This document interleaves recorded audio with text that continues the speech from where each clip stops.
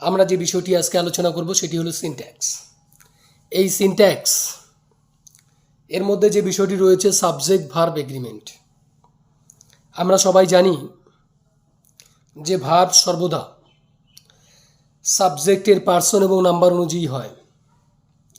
তাহলে সাবজেক্টের পার্সন এবং নাম্বার অনুযায়ী যেহেতু ভার্ব হয়, তাহলে আমরা ভালো করে শিখব যে কখন কোথায় কিভাবে সেই ভার্বগুলোর ব্যবহার হচ্ছে। ঠিক আছে, নাম্বার 1 যে বিষয়টা বলা আছে, a singular noun always text a singular verb. আমরা সবাই জানি যে নাউন যদি সিঙ্গুলার হয় ভার্ব সিঙ্গুলার হবে 100%।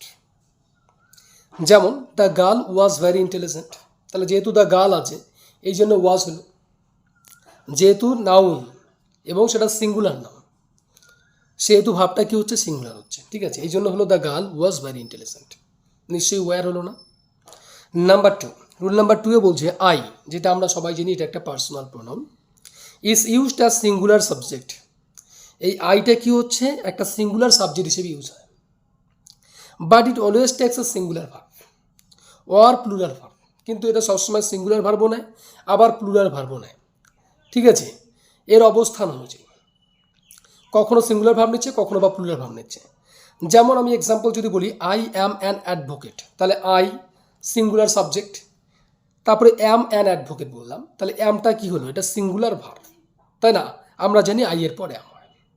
ঠিক একইভাবে আই ওয়াজ এ স্টুডেন্ট, তাহলে আইটা সিঙ্গুলার সাবজেক্ট আর ওয়াজটা হলো সিঙ্গুলার ভার্ব, তাই না? যেমন আই হ্যাভ এ নোটবুক, তাহলে আইটা হলো সিঙ্গুলার সাবজেক্ট আর হ্যাভটা হলো সিঙ্গুলার প্লুরাল ভার্ব। হ্যাভটা হলো এখানকার প্লুরাল ভার্ব, তাই না? আমরা জানি হ্যাজটা হলো সিঙ্গুলার ভার্ব কিন্তু হ্যাভটা হচ্ছে প্লুরাল ভার্ব।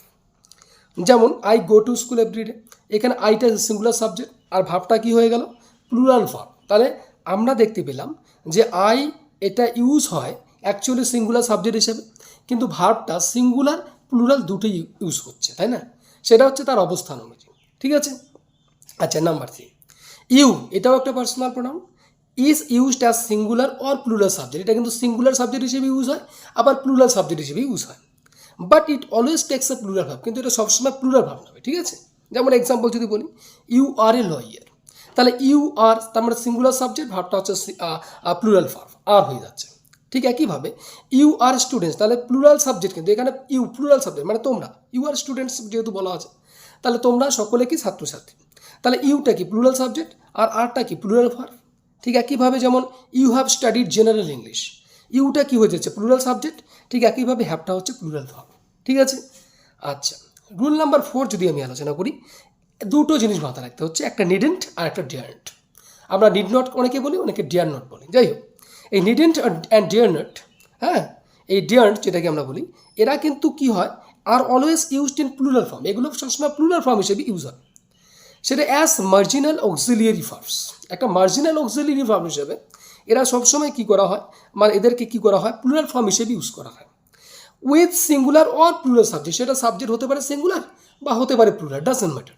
ঠিক আছে, সাবজেক্টটা সিঙ্গুলারও হতে পারে আবার প্লুরালও হতে পারে, কিন্তু মাথা রাখবে এই নিডেন্ট অ্যান্ড ডিডেন্ট এগুলো কী করা হয়, এগুলো সবসময় প্লুরাল ফর্ম হিসেবে ইউজ করা হয়। যেমন এক্সাম্পল আমি যদি বলি হি নিডেন্ট গো দেয়ার, তাহলে হিটা কি সিঙ্গুলার সাবজেক্ট আর নিডেন্টটা হচ্ছে প্লুরাল ফর্ম।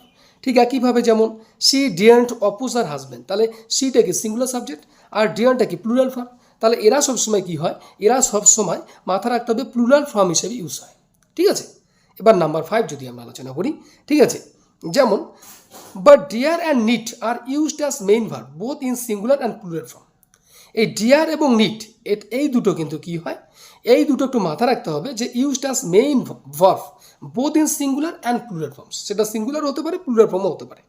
যেমন he dares to face the difficulties, সাবজেক্টটা গেল সিঙ্গুলার সাবজেক্ট হয়ে গেল আর ডেয়ার্সটা হলো সিঙ্গুলার ভার্ব হয়ে গেল। ঠিক একইভাবে যেমন আমি বলতে পারি শি নিডস মানি, যেমন এসটা কি সিঙ্গুলার সাবজেক্ট হয়ে গেল, নিডসটা কি সিঙ্গুলার ভার্ব হয়ে গেল।